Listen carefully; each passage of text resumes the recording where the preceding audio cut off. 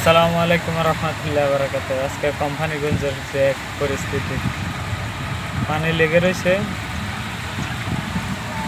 গাড়ি যাতায়াতে অনেক কষ্ট হইতেছে, ঈদের সময় যাত্রীদের অনেক কষ্ট হইতেছে।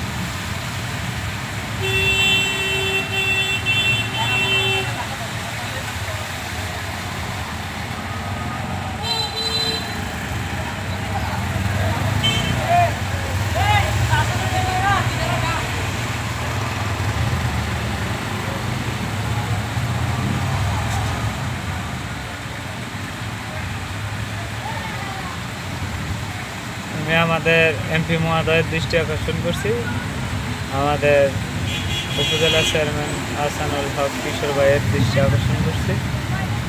আপনারা এই জিনিসটার প্রতি একটু খেয়াল করে মানুষের যেন যাতায়াতে কোনো কষ্ট না হয় এরকম একটা ব্যবস্থা করে দেওয়ার জন্য। প্রত্যেকটা গাড়ি রিক্সের উপরে আস্তে আস্তে যাচ্ছে, সিএনজিগুলো বন্ধ হয়ে যাবে, গাড়িতে পানি লাগলে অটোগুলোর মোটর চলে যাওয়ার সম্ভাবনা আছে।